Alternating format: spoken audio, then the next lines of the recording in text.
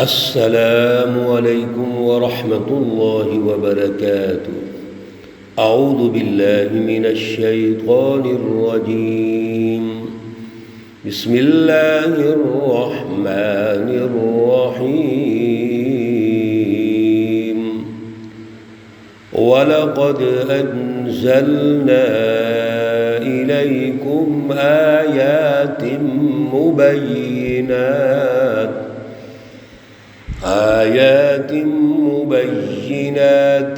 ومثلا من الذين خلوا من قبلكم وموعظة للمتقين۔ صدق اللہ العلی العظیم۔ اللہم صل علی سیدنا ومولانا محمد النبی الأمی وعلى آلہ واصحابہ وبارک وسلم وصل علیہ۔ معزز خواتین و حضرات، سورۃ النور پارہ نمبر 18، آیت مقدسہ نمبر 34، اور پہلے جو 4 رکوعات یہاں مکمل ہوئے تھے ان کا خلاصہ عرض کر رہے ہیں۔ اس کا پہلا حصہ پچھلے درس میں ہم نے عرض کیا تھا، وقت کی کمی کی وجہ سے آج اس کا دوسرا حصہ پیش کر رہے ہیں۔ اور سب سے پہلے آیت مقدسہ کا ترجمہ وہ توجہ طلب ہے، توجہ سے ہمیں سننا چاہیے تاکہ ہمیں پتہ چلے اللہ کہنا کیا چاہتے ہیں۔ وَلَقَدْ أَنزَلْنَا، اور البتہ تحقیق ہم نے اتارا، ہم نے نازل کیا، الیکم آپ کی طرف۔ کیا نازل کیا؟ آیات، آیتیں، آیات کا معنی نشانیاں بھی ہے۔ آیات، آیتیں ہیں جو رہنمائی ہے، ایک سسٹم۔ مبینات، کھلی واضح، آیات مبینات یعنی واضح رہنمائی ہے، کوئی اس میں ابہام نہیں، جھول نہیں۔ ایک تو یہ سمجھنا چاہیے۔ دوسرا وہ رہنمائی جو ہمارے فائدے میں ہے۔ کوئی بھی جو چیز واضح ہوتی ہے وہ فائدے کے لیے ہوتی ہے، جس کو ہم اچھی طرح سمجھ لیں، اچھی طرح غور و فکر کر کے شعور حاصل کر لیں، وہ ہوتی ہیں آیات مبینات۔ تو ایک طرف تو اللہ رب العزت واضح رہنمائی دے رہے ہیں، دوسرا ہمارے فائدے کے لیے ہے، معاشروں کی تشکیل کے لیے ہے، معاشروں کی ترقی کے لیے ہے۔ یہ آیات مبینات کا جو مفہوم ہے میرے عزیزو، یہ ہمارے ذہن میں بیٹھنا چاہیے۔ عام طور پہ ہم یہ سمجھتے ہیں قرآن پاک برکت کے لیے پڑھ لیتے ہیں، یقیناً برکت ہے، الفاظ میں بھی برکت ہے، حروف میں بھی برکت ہے، لیکن معاشروں کی تشکیل میں بھی برکت ہے۔ وہاں جا کے رک جاتے ہیں، وہاں ہم نے سسٹم اور بنائے ہوئے ہوتے ہیں۔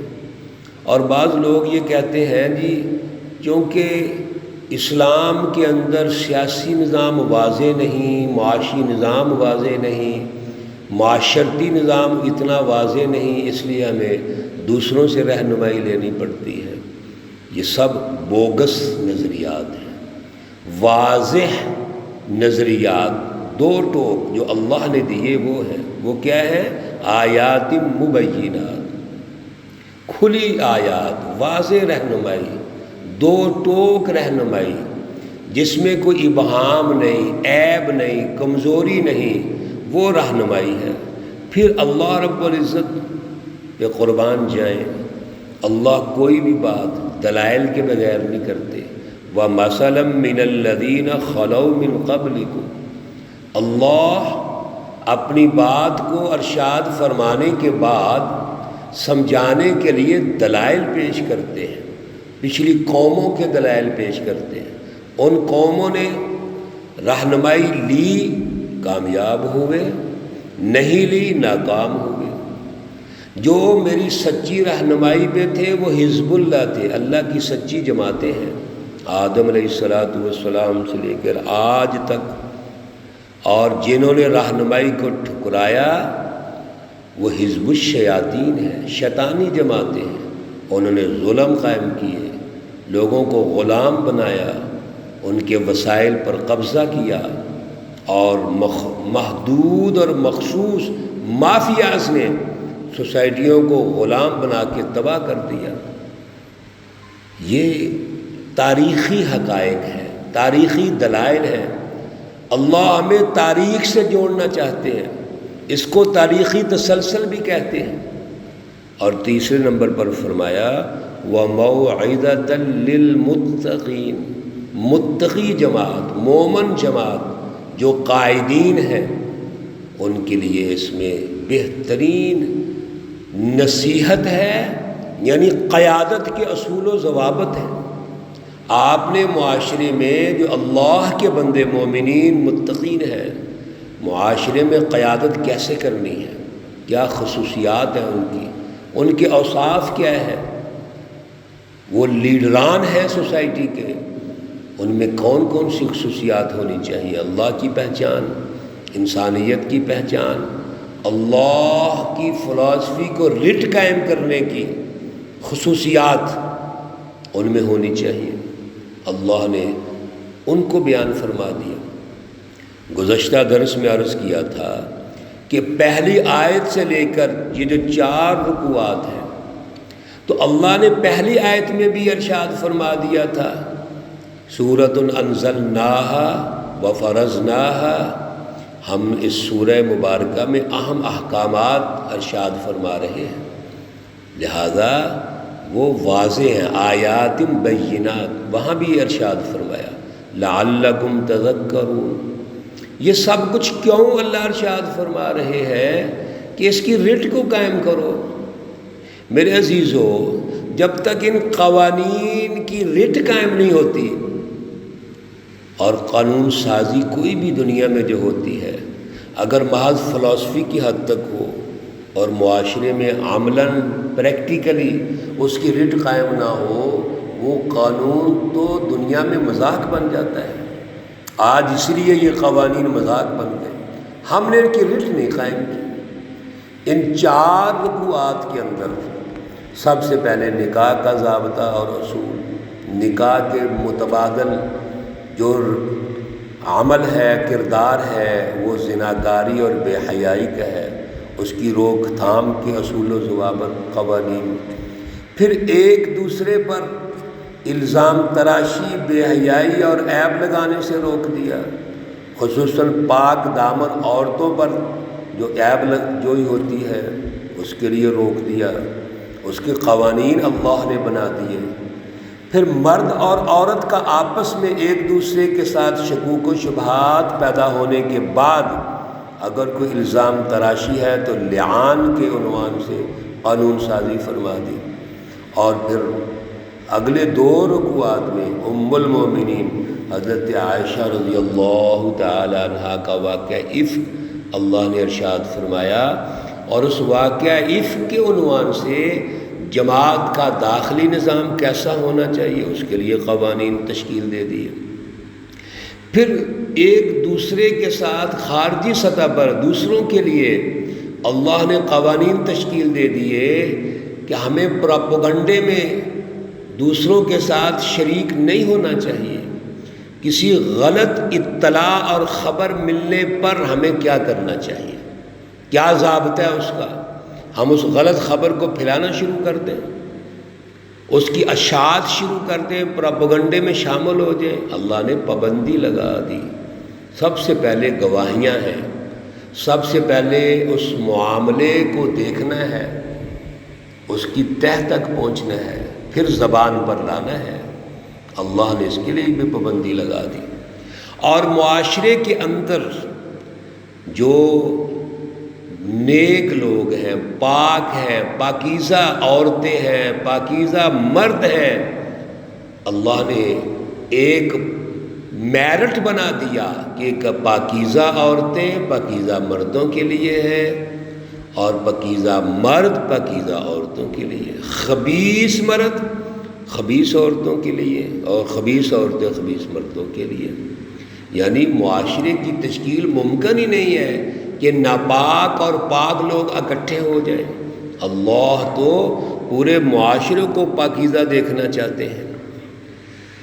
اور پھر اگلا جو چوتھا رکوع ہے اس میں اللہ رب العزت نے ہمارا آپس میں جو میل جول ہے، ہم نے کسی کے پاس جانا ہے، کسی کے گھر جانا ہے، ملنا ہے، کیا ضابطے ہیں، رشتہ داری کے کیا ضابطے ہیں، مرد اور عورت کے آپس میں اختلاط کے کیا ضابطے ہیں، کیا طریقہ کار ہے ہم ایک دوسرے کے جب سامنے آئیں اور ڈیلنگ کریں تو کیا دائرے ہیں، قوانین ہیں، ضابطے ہیں۔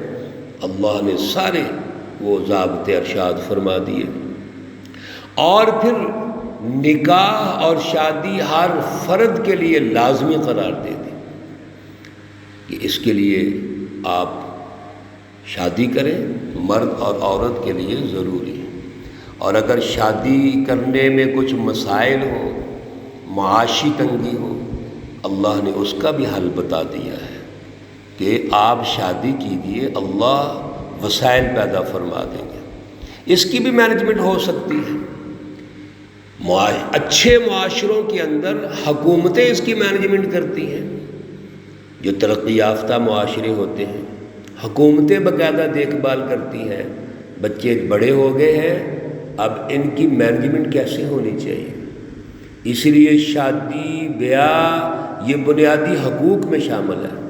حضرت الامام شاہ ولی اللہ رحمۃ اللہ علیہ نے جو انسانی بنیادی حقوق ارشاد فرمائے ہیں، اس میں اور حقوق کے ساتھ ساتھ شادی بیاہ بھی بنیادی حق ہے اس مرد اور عورت کا کہ حکومت کی سرپرستی میں، معاشرے کی سرپرستی میں اس کا باقاعدہ انتظام کیا جائے تاکہ معاشرے کے اندر کوئی ناپاکی اور بے حیائی پیدا نہ ہو۔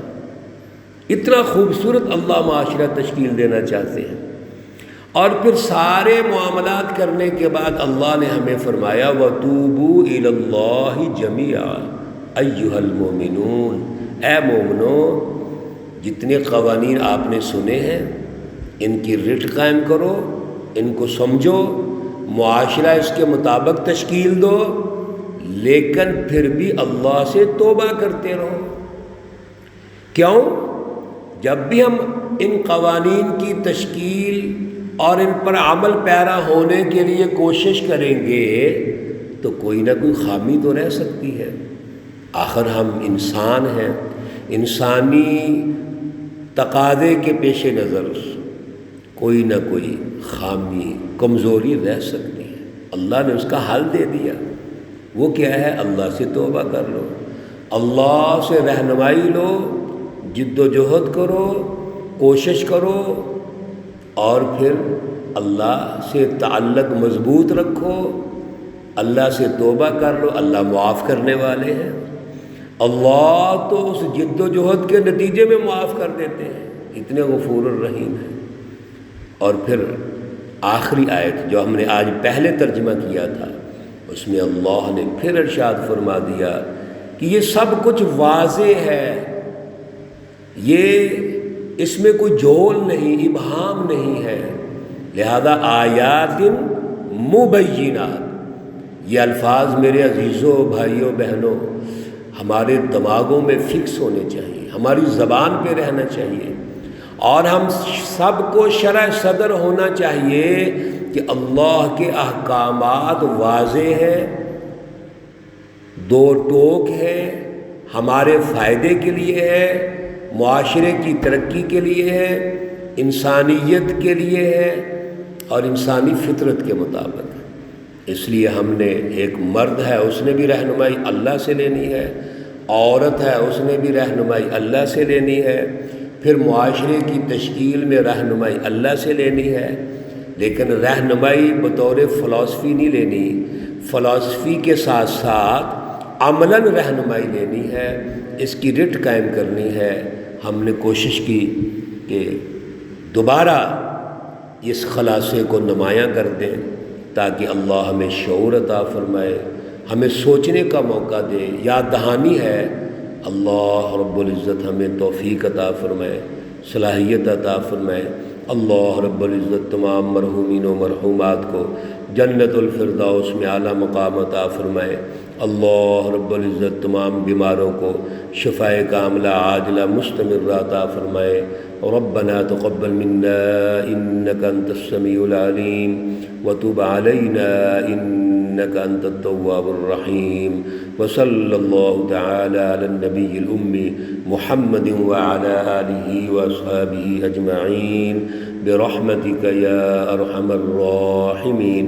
السلام عليكم ورحمة الله وبركاته۔